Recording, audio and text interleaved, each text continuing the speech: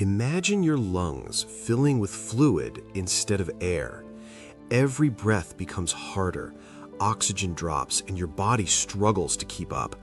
That's the core problem behind pneumonia. What pneumonia is, medically accurate.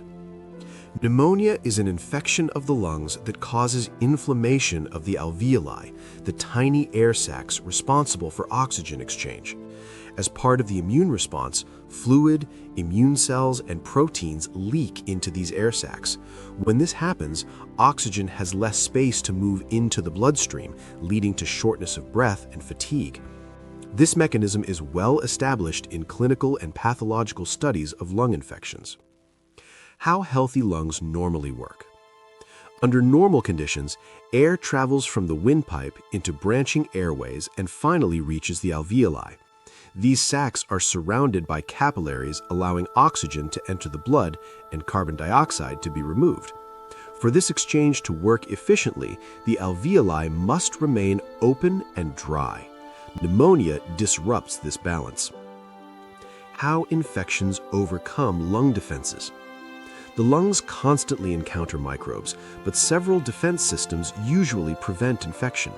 Coughing and airway reflexes, mucus and microscopic cilia that trap and move particles upward, immune cells such as macrophages that destroy invaders in the alveoli.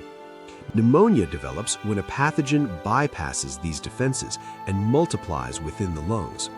The immune response that follows, while protective, causes inflammation and fluid buildup that impairs breathing.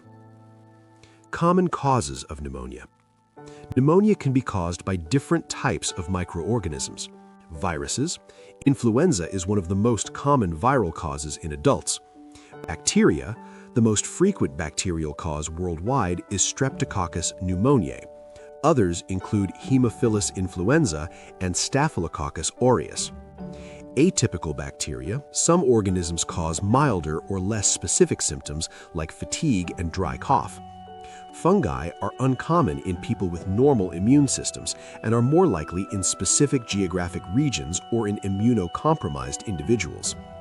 Mycobacteria, including tuberculosis, which causes a slower developing but serious lung infection.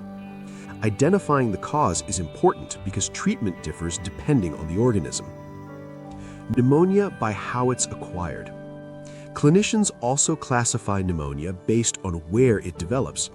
Community-acquired pneumonia occurs outside hospitals and is the most common form. Hospital-acquired pneumonia develops during hospitalization and tends to be more severe, partly due to antibiotic-resistant bacteria. Ventilator-associated pneumonia occurs in patients on mechanical ventilation, where bacteria can enter the lungs through breathing tubes. Hospital settings increase exposure to highly resistant organisms, which is why these cases are harder to treat. Aspiration pneumonia, a different pathway. Pneumonia doesn't always start with inhaled microbes. Aspiration pneumonia occurs when food, liquid, or stomach contents enter the lungs instead of the esophagus.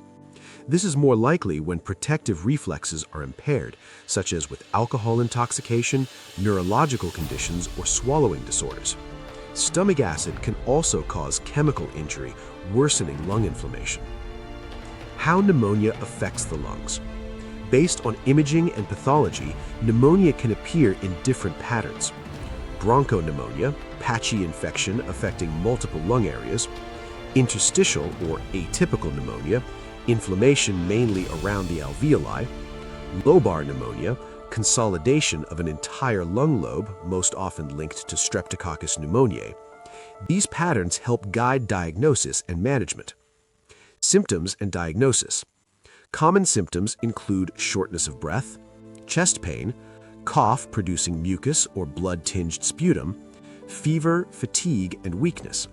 Diagnosis typically involves clinical examination and chest imaging, which can reveal fluid-filled lung regions. Treatment principles. Treatment depends on severity and cause. Antibiotics are used when bacterial infection is likely. Supportive care, such as fever control and pain relief, helps recovery.